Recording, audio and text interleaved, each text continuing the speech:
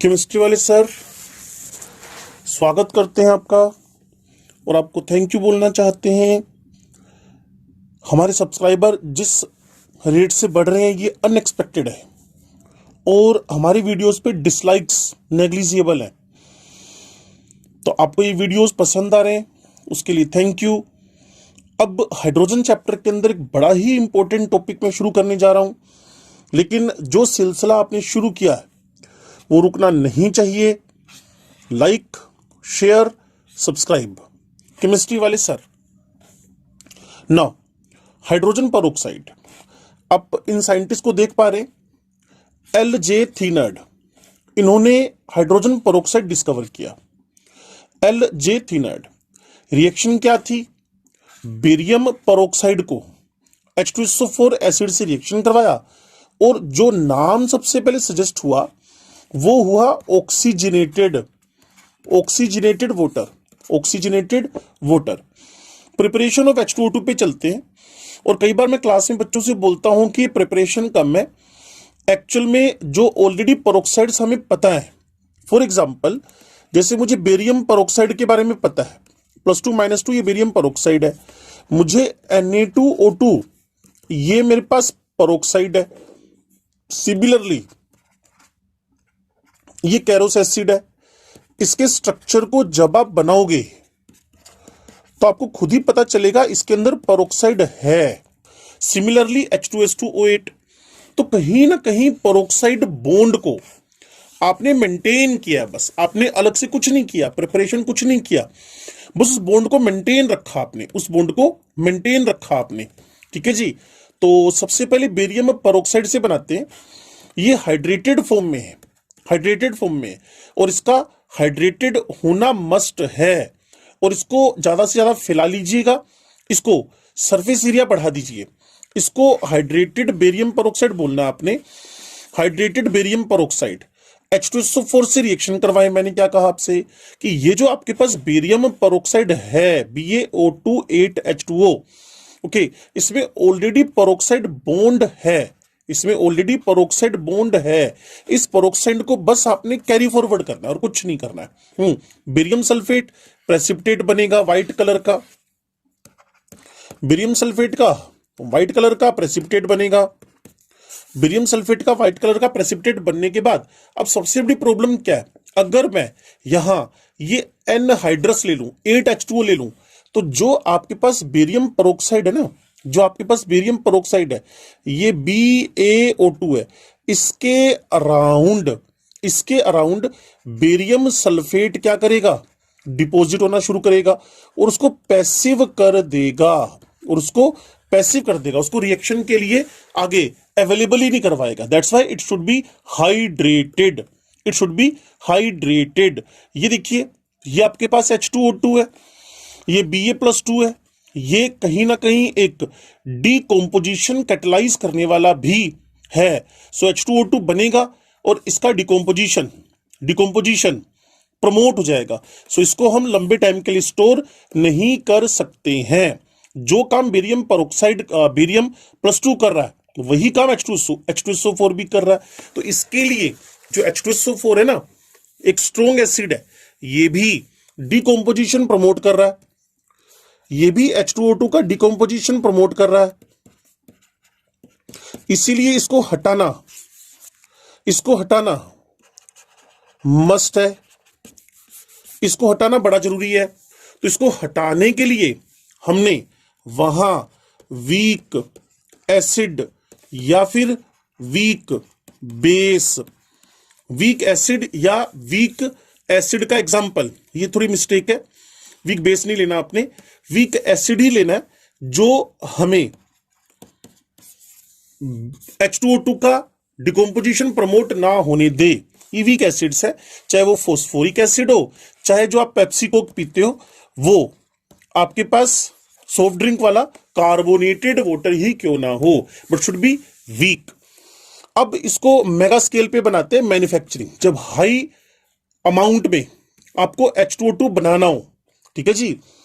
तो यहां आप ऑटो ऑक्सीडेशन ऑफ 2 इथाइल, आपको पता होगा जो इस टाइप से आपके पास रिंग्स है, पॉली साइक्लिक स्ट्रक्चर्स हैं, इनमें ब्रिज हेडेड से कभी भी नंबरिंग स्टार्ट नहीं होती है, नंबरिंग स्टार्ट होती है कहां से, उसके साइड से। तो ये 1 नंबर, ये 2 नंबर, तो 2 पर इथाइल है, ठीक है जी, 2 पर ब्यूटाइल, 2 पर इथाइल, 2 इथाइल एंथ्रा, एंथ्रा इसको बोलते हैं बेंजीन, इसको बोलते हैं नेप्थलीन, और ये जो स्ट्रक्चर 3 बेंजीन रिंग का मैं बना रहा हूं इसको बोलते हैं एंथ्रासीन। तो एंथ्रासीन को एंथ्राक्विनोल बना देना है इन 2 OH की हेल्प से, और 2 नंबर पे इथाइल लगा देना है। तो आपको लिखा गया बाय द ऑटो ऑक्सीडेशन। तो ऑक्सीजन इन एयर है, कम से कम हमें इसमें पैसा खर्च करना पड़े, इसलिए इसको क्वाइट चीप मेथड बोलते हैं। एयर से ही इसका ऑक्सीडेशन करवा दिया, तभी यील्ड भी तो बड़ी कम है ना H2O2 की, यहां सिर्फ 1% आपको H2O2 मिलता है, 1% ओनली। तो ऑक्सीजन इन एयर होएगा, वो इस HH को जो एसिडिक नेचर के हैं उनसे रिएक्शन करके H2O2 बना देगा, और यहां डबल बॉन्ड आने से ये अब 2 इथाइल सब कुछ वही का वही है, क्लियर। जो क्विनोल था अब क्विनोन हो गया है, एंथ्रा क्विनोल अब एंथ्रा क्विनोन हो गया है, ठीक है जी। तो अब अगर आप इस क्विनोन को रिवर्स डायरेक्शन में भेजना चाहते हो, वापस ले जाना चाहते हो, रिवर्स डायरेक्शन में भेजना चाहते हो, तो अब आप इसको हाइड्रोजन से रिएक्शन कर दें और ये रीस्टोर हो जाएगा, quinol to quinone and quinone to quinol. ये H2O2 की मैन्युफैक्चरिंग है, बट H2O2 की कॉन्सेंट्रेशन बड़ी कम है, तो हम एफर्ट करेंगे कि कहीं ना कहीं हम इसकी कॉन्सेंट्रेशन को बढ़ा लें। चलो उससे पहले हम इलेक्ट्रोलाइसिस प्रोसेस में चलते हुए इलेक्ट्रोलाइटिक मेथड सीखते हैं। H2SO4 का स्ट्रक्चर आपको याद होना मस्ट है। ये H2SO4 का स्ट्रक्चर है, और आपको शायद पता हो ये प्रोटॉन रिलीज करता है और HSO4- रिलीज करता है, ठीक है जी। तो ये प्रोटॉन रिलीज हुआ, ये HSO4 रिलीज हुआ, और ये 50% डाइल्यूट होना चाहिए, क्लियर। ये 50% डाइल्यूट होना चाहिए, इससे ज्यादा डाइल्यूट होएगा तो सिंपल पानी का इलेक्ट्रोलाइसिस करके दे आए, मतलब हाइड्रोजन ऑक्सीजन बनाओ और छुट्टी मारो। तो ये जो कैटायन है ये कैथोड की तरफ मूव किया, हाइड्रोजन रिलीज हो गई। अब आपके पास जो एनायन है, यहां कैटायन ने 2 इलेक्ट्रॉन खाए, तो इसका सोर्स क्या था वो पक्का है, ये एनायन इलेक्ट्रॉन्स का सोर्स है। तो यहां से 2 इलेक्ट्रॉन जो रिलीज हुए, यहां ऑक्सीजन पे जो 8 इलेक्ट्रॉन सिस्टम था वहां से इलेक्ट्रॉन रिलीज हुआ, ठीक है जी। 2 आपके पास हाइड्रोजन सल्फेट है, 2 आपके पास हाइड्रोजन सल्फेट है, दोनों ने एक एक इलेक्ट्रॉन रिलीज किया और ये बन गया फ्री रेडिकल। अब ये 2 फ्री रेडिकल एक दूसरे को ज्वाइन करेंगे, मतलब ये दोनों एक दूसरे से कंबाइन होंगे। मान लीजिए ये X है, ये X है, और इस पर एक एक इलेक्ट्रॉन है तो ज्वाइन कर जाएंगे, ठीक है जी। तो ये दोनों ज्वाइन कर गए, और इसको देखकर आपको याद आ जाएंगे गांधी जी, क्लियर। ये गांधी जी के स्पेक्स हैं, तो गांधी जी के स्पेक्स का नाम हमने क्या रखा हुआ है, पर ऑक्साइड बॉन्ड। ज्यादा इंफॉर्मेशन के लिए रेडॉक्स चैप्टर खोल लेना, ठीक है जी। तो ये हो गया पर ऑक्सी या peroxodisulphuric acid, 2 sulphur है ना, डाई सल्फ्यूरिक एसिड जो एक परोक्सी स्ट्रक्चर है जिसमें एक परोक्साइड बॉन्ड है। अब ये जो परोक्साइड बना, इसका हमें इलेक्ट्रोलाइसिस के बाद का प्रोसेस है हाइड्रोलाइसिस करवाना है। तो बच्चे आपको पहले भी बताया, ये बॉन्ड में लोन पेयर का स्ट्रॉन्ग रिपल्शन है, लोन पेयर का स्ट्रॉन्ग रिपल्शन है, strong repulsions of the lone pair of the electron, strong repulsions है, ठीक है जी। इन स्ट्रॉन्ग रिपल्शंस की वजह से इसको तोड़ना, इसको ब्रेक करना आसान है, तभी तो पेरोक्साइड अनस्टेबल है। तो जैसे ही आपने हाइड्रोलाइज किया तो एक पे H आ जाना है, दूसरे पे OH आ जाना है, होमोलाइज ही होएगा। तो जिसपे H आया वो तो बन गया H2SO4, जिसपे OH आया वो बन गया Carolus acid peroxy monosulfuric acid. अब जो परोक्सी मोनोसल्फ्यूरिक एसिड बना उसका फिर हमने क्या करवाया, हाइड्रोलाइसिस। तो एक पे जाएगा H, दूसरे पे जाएगा OH, सल्फ्यूरिक एसिड मेंटेन हो गया वापिस।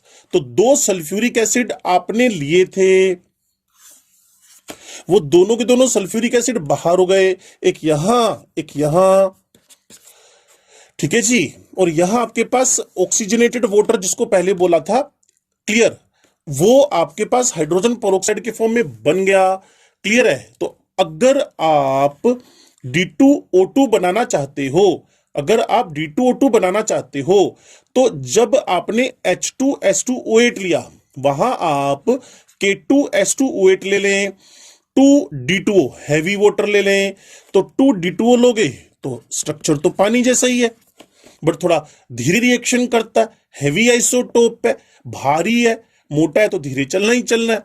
तो DOD से D प्लस और OD माइनस, और यहां आपके पास K2S2O8 जहां आपको H2O2 मिलना था, ठीक है जी। अगर आप मेरी बात को समझ पा रहे हो तो मैं काम को थोड़ा सा आसान कर सकता हूं।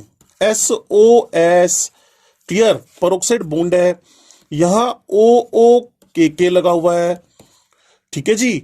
और यहां आपके पास बॉन्ड बने हुए ऑक्सीजन के साथ, तो ये K2S2O8 का स्ट्रक्चर। तो कुछ खास काम नहीं करना, डी देना है, डी देना है। अगर आप मेरी बात को सुन पा रहे हो तो ये DOD बन जाएगा, और ये जो इधर स्ट्रक्चर बच गए उनको आपने दे देना है OD। OD कार नहीं, ऑक्सीजन ड्यूटीरियम। तो क्या बन जाएगा, KDSO4। KDSO4, इतनी सी ट्रिक है बिल्कुल। मैंने आपसे पहले भी कहा था कि गलती से भी आप पिछली स्लाइड में बेरियम पेरोक्साइड एनहाइड्रस मत लेना, बिना पानी के मत लेना। अदरवाइज क्या होएगा, इसलिए होएगा इसमें कि बेरियम सल्फेट जो बनेगा वो BO2 के अराउंड जो रिएक्शन करते करते अभी तक किया नहीं है, एक लेयर बना देगा, प्रोटेक्टिव लेयर, उसको पैसिव कर देगा, क्लियर। तो एनहाइड्रस BaO2 मेरे लिए, एनहाइड्रस BaO2 मेरे लिए यूजलेस है for the preparation of H2O2, clear. चलिए इसमें हम आगे बढ़ेंगे। अब हो सकता है ये सारी बातें समझ गए हो, क्लियर। इसका रिवीजन जरूर करते रहिएगा क्योंकि रिवीजन से आप ज्यादा सीख पाओगे, और इसका बहुत ज्यादा यूज रेडॉक्स चैप्टर में भी होता है। चलिए अब एक बड़ी सिंपल सी बात जो मैं ऑलरेडी बता चुका हूं कि Na2O2 is already a peroxide. तो मैंने आपसे कहा था पेरोक्साइड प्रिपरेशन नहीं है, एडजस्टमेंट है बस। ये Na2SO4 बाहर हो जाएगा, H2O2 निकल आएगा। अब प्रॉब्लम इसके साथ आपको पता ही है कि ये डिकम्पोज होता है, क्लियर। अब पानी को यहां अवॉइड करना है, जो मेन टास्क था पानी को यहां अवॉइड करना है। क्यों करना है, क्योंकि यही पानी अगर एस ब्लॉक एलिमेंट पढ़े तो Na2O2 से रिएक्शन करके NH बनाएगा और साथ में हीट निकलेगी। रिएक्शन एक्सोथर्मिक है, तो वही हीट H2O2 को क्या कर देगी, डिकम्पोज। तो इसीलिए जब आप H2SO4 plus Na2O2 low, you should avoid water, you should avoid aqueous conditions. अब हमारा टास्क जो है, जो 1% H2O2 बना उसको 100% तक कैसे लेकर जाएं। तो काम तो डिफिकल्ट है।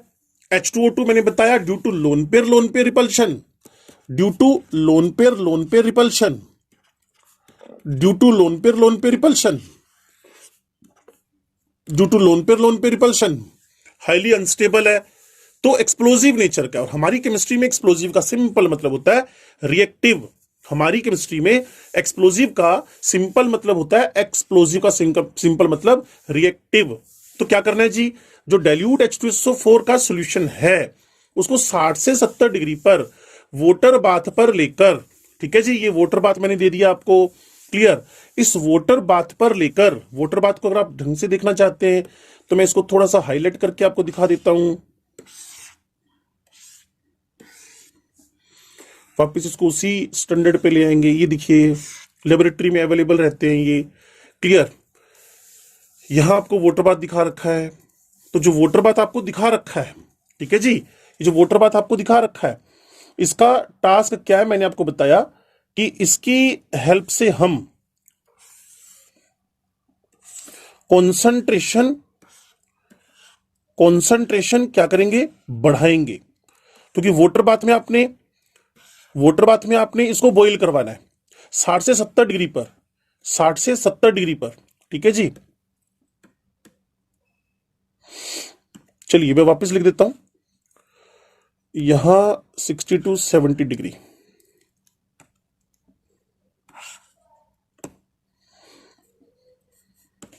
60 to 70 degree.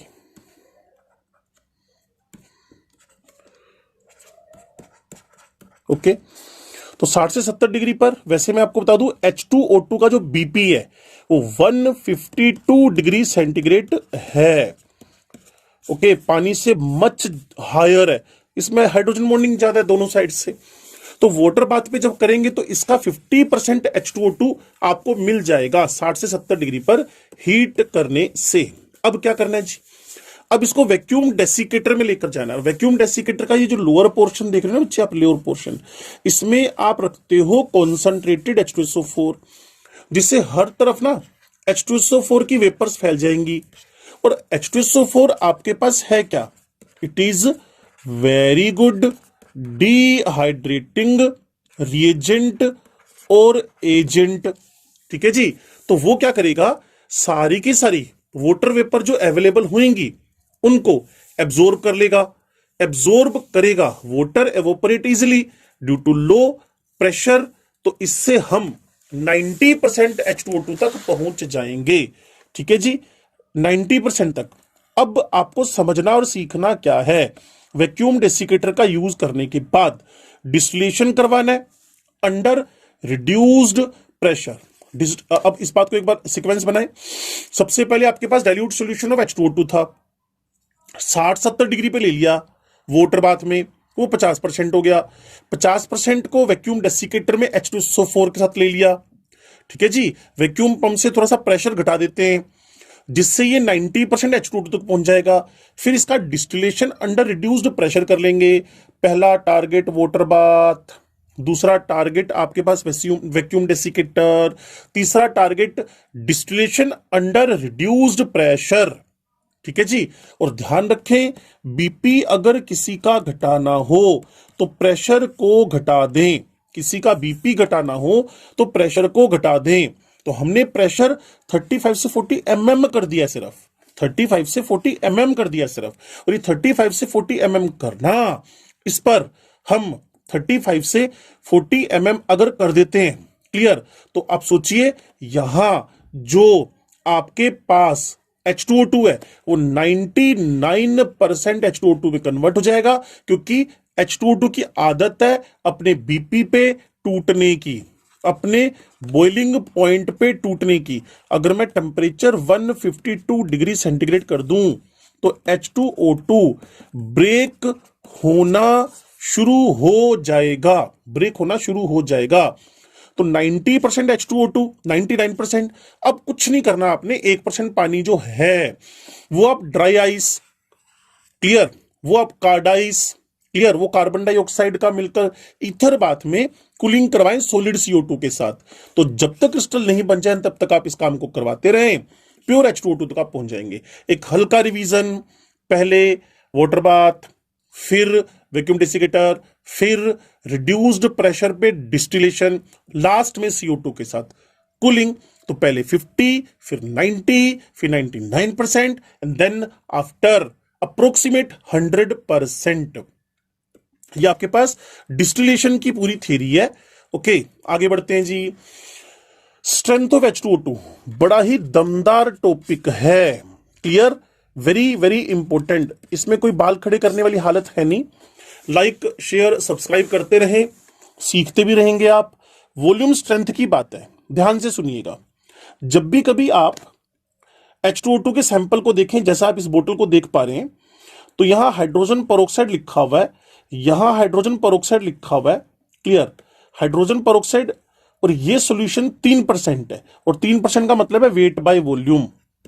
Weight by volume, weight by volume 3% clear in 100 millilitre of the solution. Okay, मेरा कहना क्या है, अगर किसी सैंपल पे मान लो बोतल पे लिखा हुआ है 10V, तो इसका मतलब पता है क्या होता है, H2O2 का 1V 1 millilitre 15 millilitre oxygen release कर रहा है।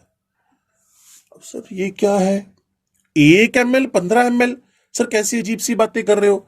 बिल्कुल अजीब नहीं है, H2O2 लिक्विड है, ऑक्सीजन गैस है। अगर आप मेरे साथ में टिको तो मैं एक छोटी सी बात बताता हूं, H2O लिक्विड 18 ग्राम 18 ml के बराबर है, 18 ml लिक्विड है।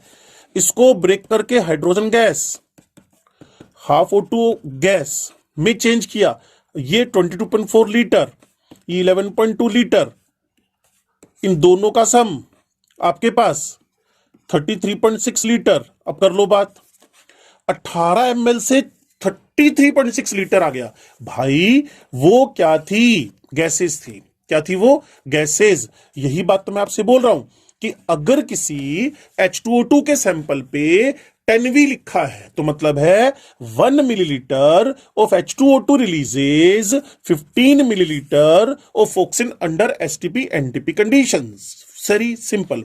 इसी तरीके से अप्लाई करते रहो, 20V लिखा हो तो 1 millilitre of H2O2 under standard conditions releases 20 millilitre of oxygen at the STP conditions. अगर न्यूमेरिकल पूछ लिया कि 20V लिखा हुआ है या 25V लिखा हुआ है तो बताओ 25 ml H2O2 हाइड्रोजन पर ऑक्साइड कितना ऑक्सीजन रिलीज करेगी, आप कूल रहोगे। अगर किसी सैंपल पे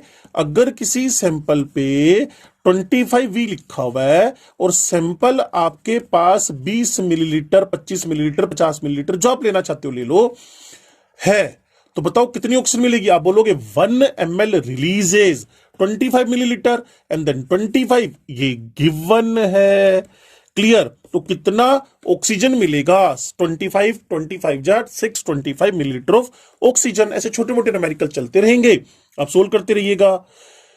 लो जी, ये बात मैंने आपको ऑलरेडी बताई। अब मैं थोड़ा सा आगे बढ़ता हूं परसेंटेज स्ट्रेंथ की तरफ, ध्यान से सुनते रहिएगा, कहीं भी कोई दिक्कत नहीं है। Percentage strength, amount of H2O2 by weight present in 100 millilitre. मैं तो बोल ही रहा हूं, परसेंटेज स्ट्रेंथ का मतलब क्या है, वेट बाय वॉल्यूम, कितना ग्राम 100 ml में है। भाई परसेंटेज का मतलब क्या है, 100।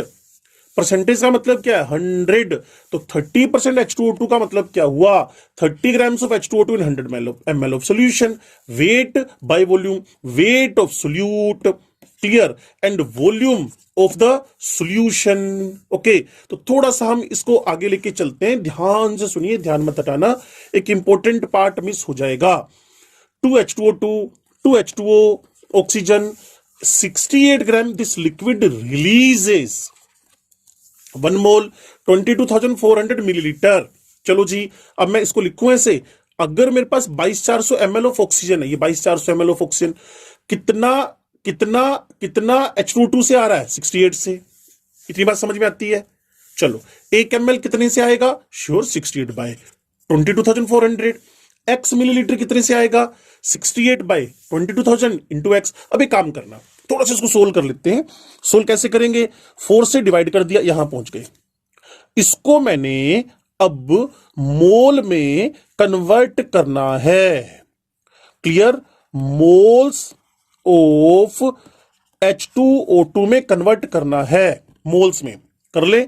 17x 5600, क्लियर, और यहां क्या कर दिया, इसको 34 से डिवाइड। तो ये H2O2 के मोल ग्राम से किस पर आ गए, मोल पर। इतनी बात तो समझ में आती होगी।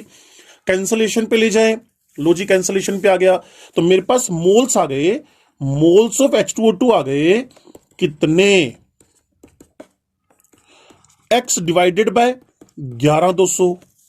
अब एक छोटी सी बात बतानी है आपको, मोल को मोलैरिटी में कन्वर्ट करना है, मोल को मोलैरिटी में कन्वर्ट करना है, मोल को मोलैरिटी में कन्वर्ट करना है। तो कैसे करें जी, अब मैं आपको फिर पीछे की तरफ लेके जा रहा हूं कि अगर किसी की मोलैरिटी निकालनी हो तो क्या तरीका है। मोलैरिटी निकालने का बड़ा बढ़िया तरीका है आपके पास। क्या करें, उसको लीटर में ले लें। तो अभी तक क्या निकला था, x divided by 11200 divided by 1000 millilitre. तो यहां कैंसिल होकर ये 11.2 पे आ गया। क्या जी, मोलैरिटी। अब आप मोलैरिटी इंटू 11.2 और x क्या था भाई, वॉल्यूम स्ट्रेंथ। तो एक फॉर्मूला आपके पास आ गया है, volume strength is equal to 11.2 into molarity. 11.2 into molarity, 11.2 into molarity. और अगर आपको थोड़ा सा कंफर्म हो कि मोलैरिटी और नॉर्मेलिटी में क्या रिलेशन है, मैंने बताया भी था, एक पर्टिकुलर वीडियो मोलैरिटी नॉर्मेलिटी पे बना हुआ है, 2mn।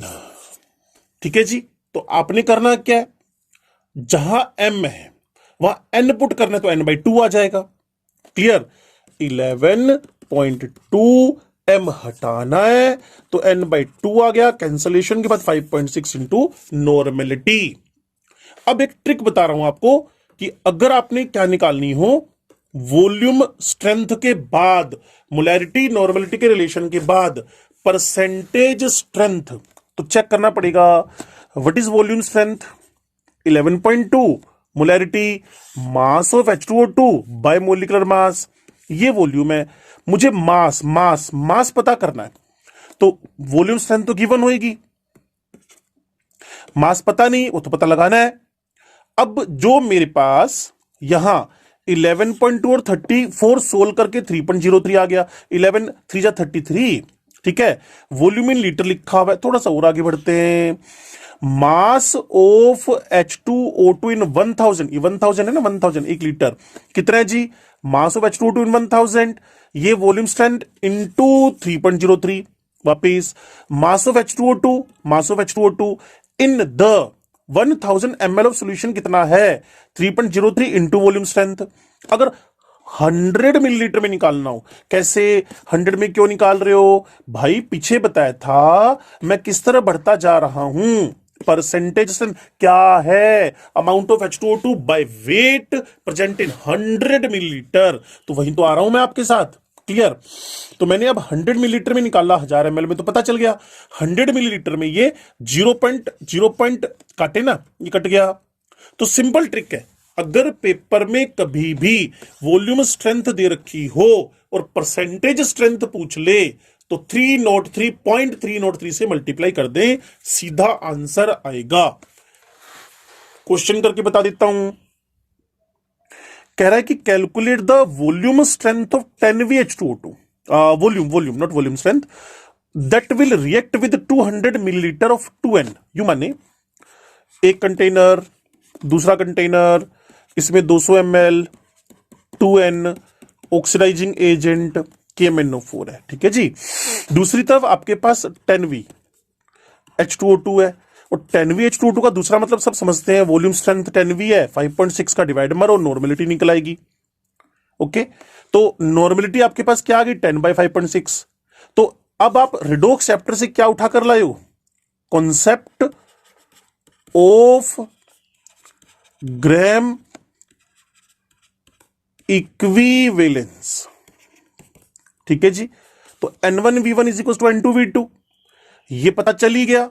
V पता लगाना है, सोल्व करके आंसर आएगा 400 में 5.6 का मल्टीप्लाई, 400 में 5.6 का मल्टीप्लाई, 10 का डिवाइड, आंसर आ गया। परसेंटेज स्ट्रेंथ निकालनी है, H2O2 का सैंपल 10V है, तो सीधा 0.303 से मल्टीप्लाई, आंसर। ठीक है जी। मोलैरिटी नॉर्मेलिटी 20V की निकालनी है, तो 20/5.6 नॉर्मेलिटी, 20/11.2 मोलैरिटी।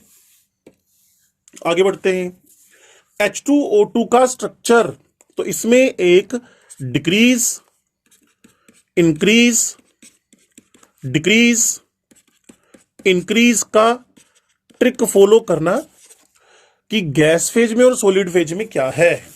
डाइहेड्रल एंगल पता है क्या होता है, जब आप ऑर्गेनिक केमिस्ट्री में जाओगे, जैसे पंखा रोटेट करता रहता है ना, तो लिखा है वैसे angle in between two planes, दो प्लेन के बीच का जो एंगल है उसको डाइहेड्रल एंगल बोलते हैं।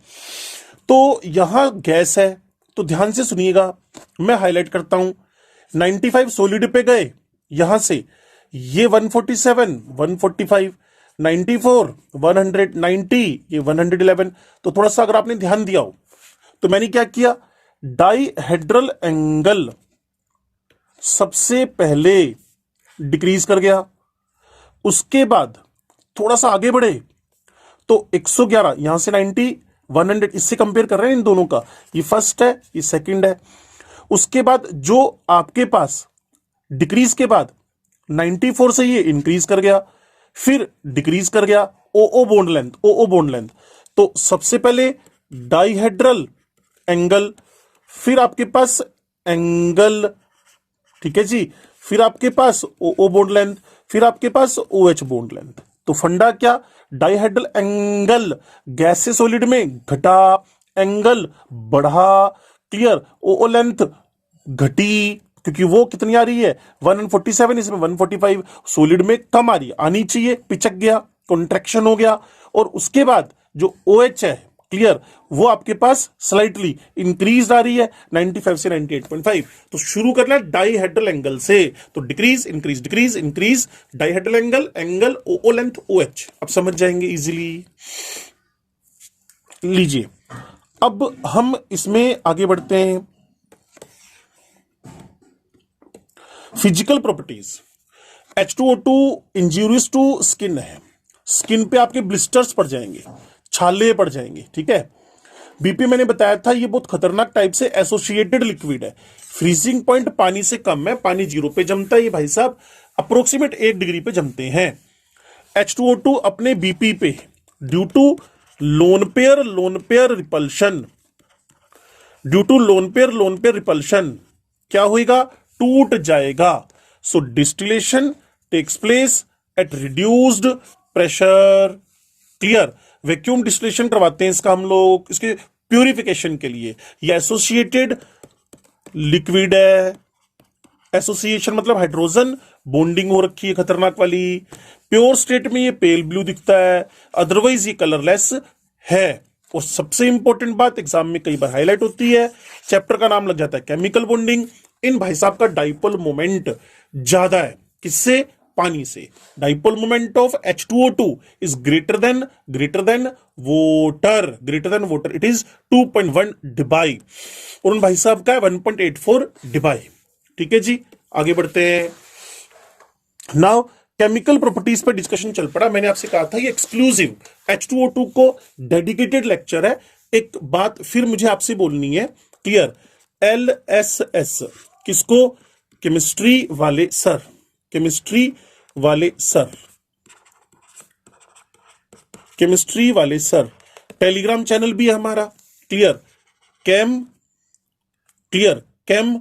WS, ये टेलीग्राम चैनल है, सर्च कीजिए मिल जाएगा, ज्वाइन कीजिए, वीडियोस वहां भी आपको मिल जाएंगे। यूट्यूब पे तो पड़े हुए हैं, वहां लिंक मिलेगा यूट्यूब का, क्लियर। फेसबुक पे हम भाई की क्लास नाम से, और फेसबुक पेज हमारा जो है वो है केमिस्ट्री वाले सर। इसके अलावा इंस्टा केमिस्ट्री वाले सर, क्लियर है। और ये सारे ट्विटर केमिस्ट्री वाले सर, सारे के सारे हमारे जितने भी सोशल मीडिया पे चैनल्स हैं वो केमिस्ट्री वाले सर। और इन नोट्स को अगर आप मंगाना चाहते हैं तो बस आपको एक टेक्स्ट करना है, ये सेम नोट्स आपको पीडीएफ फॉर्म में मिल जाएंगे। ओके, चलिए आगे बढ़ते हैं। तो स्टेबिलिटी की डिस्कशन हो रही है, ध्यान से सुनिएगा। ये अनस्टेबल कंपाउंड होना ही था, ऑक्सीजन के बीच में लोन पेयर रिपल्शन चल रहा है। अगर रखा रहने दें और हीट कर दें, पीछे था ना कि हम जब Na2O2 के साथ रिएक्शन ऑफ H2SO4 करवा रहे थे तो पानी नहीं ले रहे थे, क्योंकि वाटर जो बनेगा वो NaOH बनाएगा, वाटर जो होगा वो NaOH बनाएगा, और NaOH से हीट निकलेगी, और हीट H2O2 को ब्रेक कर देगी। और MnO2 अगर पड़ा हो तो इनका डिकम्पोजिशन प्रमोट होता है, कार्बन, एल्कलीज, प्लेटिनम, गोल्ड, सारे नोबेल मेटल्स हैं ये। डस्ट पार्टिकल्स, लाइट की प्रेजेंस, रफ सरफेस, ये सब इसका डिकम्पोजिशन प्रमोट करते हैं, सब इसका डिकम्पोजिशन प्रमोट करते हैं, ठीक है जी। इसीलिए इसको स्टोर कहां करें, प्योर एल्यूमिनियम। प्योर एल्यूमिनियम पे पता है क्या होएगा, एल्यूमिनियम पर H2, ये जो Al2O3 है ना, उसकी एक पैसिव लेयर बन जाएगी। इसलिए प्योर एल्यूमिनियम में H2O2 को स्टोर किया जा सकता है। पत्थर के जार में इसको डार्क में रखकर स्टोर कर दें। पॉलीथीन तो सबको पता है, ये नॉन बायोडिग्रेडेबल होती है, तो इसका तो कोई कुछ बिगाड़ ही नहीं पाता हजारों सालों तक। या फिर प्लास्टिक के ग्लास के बोटल्स लेकर अंदर वैक्स लाइन हो, और वैक्स भी इनर्ट होते हैं, क्लियर, वैक्स की लाइनिंग हो, वहां भी इसको स्टोर किया जा सकता है। या फिर जो इससे हाइड्रोजन बॉन्डिंग कर ले, जैसे फोस्फोरिक एसिड है, पी पर इतने सारे OH हैं, वो इसको स्टेबलाइज कर सकता है। ये भी हाइड्रोजन बॉन्डिंग करके स्टेबलाइज कर सकता है। इसको 12वीं क्लास में आप एसिड एनिलाइड बोलोगे, 11वीं में नोमेनक्लेचर भी सीखने वाले हो। यूरिया हाइड्रोजन बॉन्डिंग कर सकता है, सोडियम स्टेनेट इसको स्टेबल कर सकता है। तो ये इसको स्टेबल करने के आपके पास तरीके हैं। किसको? H2O2 को स्टोर करें तो ऐसे स्टेबल हो जाएगा ये। चलिए इसके ब्लीचिंग एक्शन की तरफ बढ़ते हैं। H2O2 भाई साहब अपने 2 प्रोटॉन रिलीज कर सकते हैं, और जो 2 प्रोटॉन रिलीज करे, जो 2 प्रोटॉन रिलीज करे, इसका मतलब वो डाई बेसिक एसिड है, लेकिन कोई दमदार नहीं है। It is weak dibasic acid. तो उसको देखने के लिए एक H निकला, फिर आपके पास दूसरा H निकला, इसका नाम है हाइड्रोजन पेरोक्साइड, इसका नाम है पेरोक्साइड। और आपको बताया था गांधी जी का चश्मा हो तो पेरोक्साइड बॉन्ड होएगा। ये पावरफुल ऑक्सीडाइजिंग एजेंट है, तो ये ब्लीचिंग एक्शन करता है। इसके अलावा रिड्यूसिंग एजेंट भी है, बट पावरफुल नहीं है। ठीक है जी। अब देखिए आप, मैंने बार बार आपसे कहा OO पर लोन पेयर का एक डेंजरस वाला रिपल्शन है। That's why H2O2 nascent oxygen release करेगा, ऑन स्पॉट ऑक्सीजन जो बनती है। और कलर मटेरियल जैसे सिल्क हो गया, हेयर हो गया, आइवरी हो गया, कॉटन हो गया, वूल हो गया, इन सबको ये इजिली कलरलेस कर देगा। और आपको ध्यान होगा, जो आपके पास ब्लीचिंग ऑक्सीडेशन के थ्रू हो तो परमानेंट होती है। ये परमानेंटली कलरलेस हो जाएंगे, अगर आप मेरी बात को समझ पाए तो। अब चलते हैं हम ऑक्सीडाइजिंग नेचर, रिड्यूसिंग नेचर पर, और इसके साथ ही हमारे चैप्टर की एंडिंग हो जाएगी। आप इसको बार बार पढ़ें, गारंटीड इससे बाहर क्वेश्चन नहीं आएगा। क्लियर? इससे बाहर क्वेश्चन नहीं आएगा। क्लियर? चलिए, ऑक्सीडाइजिंग एजेंट, ये एसिडिक बेसिक दोनों मीडियम में ऑक्सीडाइजिंग एजेंट का काम कर रहा है। ऑक्सीडाइजिंग एजेंट एसिडिक बेसिक दोनों मीडियम में कर रहा है। थोड़ा सा ध्यान से नजर मारना। देखो, अगर कोई ऑक्सीडाइजिंग एजेंट है तो होएगा क्या? इट सेल्फ रिड्यूसेस का मतलब समझते हैं आप लोग, कि वो इलेक्ट्रोनेशन कर रहा है, इलेक्ट्रॉन जुड़ रहे हैं उसके अंदर। तो जोड़े ना, मीडियम एसिडिक, तो H+ लिख दिया ना। तो H2O2 की हालत क्या थी? नजर मारे पीछे हम लोग, H2O2 की हालत क्या थी? ये ऑक्सीजन रिलीज कर रहा था। तो भाई जो ऑक्सीजन थी उसने इलेक्ट्रॉन एक्सेप्ट किए, वो ऑक्साइड बना, ऑक्सीजन रिलीज हुई, उसने ऑक्सीजन इलेक्ट्रॉन खाए, और इस H+ के साथ जुड़कर एक पानी तो ये बना देगा, दूसरा वाटर इससे बन जाएगा। तो एसिडिक मीडियम में पानी बना। वैसे भी तो रेडॉक्स चैप्टर पढ़ा हुआ है, -1 change to -2, itself reduces, works as oxidising agent. और यहां अगर मैं बेसिक मीडियम लिख दूं, हालत तो वही है, इलेक्ट्रॉन तो एक्सेप्ट करेगा, बट बेसिक मीडियम मतलब हाइड्रोक्साइड बना देगा। अब देखो आप, कितना आसान है। फेरस टू फेरिक, PbS, ये देखो PbS का ब्लैक कलर आपको दिख रहा होगा। क्लियर? PbS का ब्लैक कलर दिख रहा होगा, इसको H2O2 ने ऑक्सीडाइज करके, क्लियर, PbSO4 के व्हाइट कलर में कन्वर्ट कर दिया। Ferrous to ferric, PbS to PbSO4, ऐसे असर्शन रीजन आपको मिलते हैं। The colour of old lead paintings can be restored by washing with dilute H2SO4, H2O2। तो आप कहेंगे हां जी, यस है। Black lead sulphide is oxidise by H2O2 to white lead sulphate, ये बात भी ठीक है। और इसका असर्शन रीजन का पहला आंसर करेक्ट एक्सप्लेनेशन बन जाएगा। बेसिक मीडियम में भी भाई साहब की सेम हालत है, ferrous to ferric, manganese to +4, और अगर आयोडाइड पड़ा हो तो H2O2 उसको आयोडीन में, और इसका टेस्टिंग कर सकते हो आप, H2O2 लेना, आयोडाइड लेना, स्टार्च ले लेना। अगर स्टार्च का कलर ब्लू हो जाए तो समझ जाइएगा कि H2O2 ने आयोडाइड को ऑक्सीडाइज करके आयोडीन में कन्वर्ट कर दिया है। एक रिवीजन कर ले, ये एसिडिक में भी बेसिक में भी दोनों में एज ऑक्सीडाइजिंग एजेंट यूज होएगा, दोनों में इसका ऑक्सीडेशन नंबर -1 से -2 में चेंज हो जाएगा। Clear? Ferrous to ferric, PbS to PbSO4, basic में भी फेरस टू फेरिक, Mn+2 से Mn+4, और आयोडाइड से आयोडीन जो स्टार्च को ब्लू कर देगा। क्लियर? और अब मुझे इसके रिड्यूसिंग बिहेवियर, भाई साहब ये रिड्यूसिंग तभी हो सकता है जब इसके सामने कोई ताकतवर ऑक्सीडाइजिंग एजेंट पड़ा हो। If strong oxidising agent is present then H2O2 behaves as then H2O2 behaves as a reducing agent. Medium कोई भी हो, एसिडिक में भी और बेसिक में भी, एसिडिक में भी और बेसिक में भी। और सबसे इंपॉर्टेंट बात क्या है, सबसे इंपॉर्टेंट बात क्या है, यहां मोलिकुलर ऑक्सीजन प्रोड्यूस होएगी। रेडॉक्स चैप्टर में पूछ लेते हैं, ढेरों बार प्रीवियस ईयर पेपर में आ रखा है, वो भी हमारी पूरी की पूरी सीरीज चलेगी, हम समझाएंगे आपको सारी बातें। तो H2O2, क्लियर, ये आपके पास ऑक्सीजन कहां से आया? From the powerful oxidising agent. तो इसका आदत क्या थी? ऑक्सीजन रिलीज करना। तो इसने इसको इसमें H2 में, लेकिन मैं फिर आपसे समझा रहा हूं हुआ क्या, ये -1 0 में कन्वर्ट हुआ, itself oxidises, that's why it is working as, that's why it is working as reducing agent. तभी मैंने इसको स्टार लिखा है, तभी मैंने इसको स्टार लिखा है।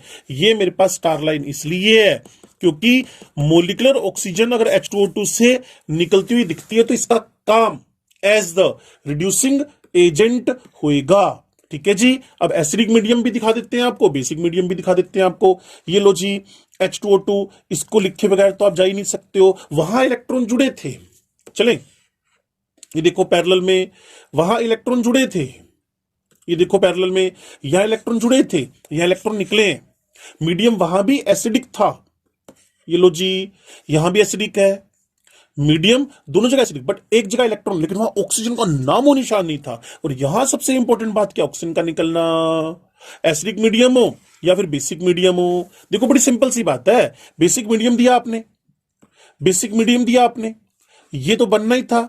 लेकिन साथ में फिर वही बात जिसको मैं हाईलाइट कर रहा हूं, अगर आप H2O2 का रिड्यूसिंग बिहेवियर जानना चाहते हो then you should release oxygen. Okay, now last and final, now last and final, clear. अब आपके पास एसिडिक मीडियम में KMnO4 जैसा एक खतरनाक सा ऑक्सीडाइजिंग एजेंट ले लिया, H2O2 की बेचारे की हालत, ये ऑक्सीजन रिलीज कर गया।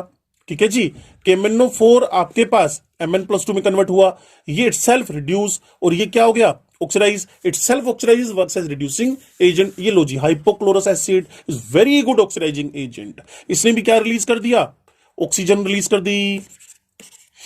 ठीक है जी, और यही सेम हालत बेसिक मीडियम में है, बस आपको मीडियम शो करना पड़ेगा।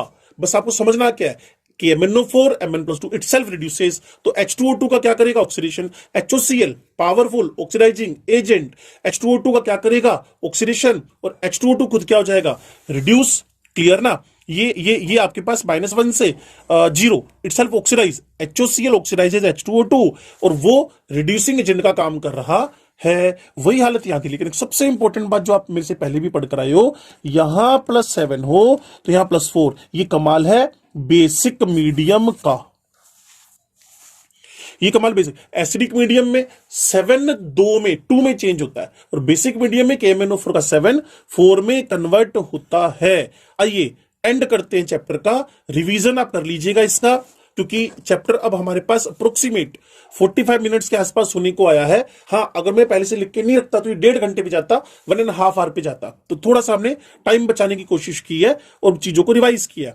हेयर ब्लीच जब आप घर पे लेकर आए कभी, हेयर कलर, तो उसमें ब्लीच आता है H2O2 का। ये माइल्ड डिसइंफेक्टेंट भी है, एंटीसेप्टिक पर हाइड्रोल के नाम से मार्केट में बिकता भी है, देखो जी गार्गल करने में काम आता है। पर हाइड्रोल 30% ही लिखा हुआ है इसको, इसने हाइड्रोक्विनोन, टार्ट्रिक एसिड, क्लियर ना, सिफेलोस्पोरिन, ये सब बनाने में काम आता है। और pollution control treatment, oxygen release हो रही है भाई, aerobic conditions of sewage waste, clear. तो कुल मिलाकर इसके लिए सीवेज वेस्ट में ऑक्सीजन का पुट देने में H2O2 काम आ रहा है, साइनाइड के ऑक्सीडेशन में काम आ रहा है। कुल मिलाकर आपके पास H2O2 के मल्टी यूजेस हैं। अब मैं एक हल्की सी नजर आपको मरवा दूं इस पे, फिर हम इससे फ्री होते हैं। ये मेरे पास ऑक्सीडाइजिंग नेचर, ये मेरे पास reducing nature, clear. Acidic basic दोनों में ये ऑक्सीडाइजिंग भी है, रिड्यूसिंग भी है। ऑक्सीडाइजिंग तो ज्यादा वाला है, पावरफुल वाला है, रिड्यूसिंग ये कमजोर वाला है। और तब भी रिड्यूसिंग बिहेवियर शो करेगा जब इससे भी दमदार लाइक HOCl, KMnO4, K2Cr2O7 आएंगे। K2Cr7 की रिएक्शन भी है मेरे पास। अभी मैं लिमिट्स में हूं, बात करूंगा जब मैं आपको डी ब्लॉक एलिमेंट्स का KMnO4 K2Cr7 पढ़ा रहा हूंगा, वहां बताऊंगा कि अगर K2Cr2O7 हमारे पास हो,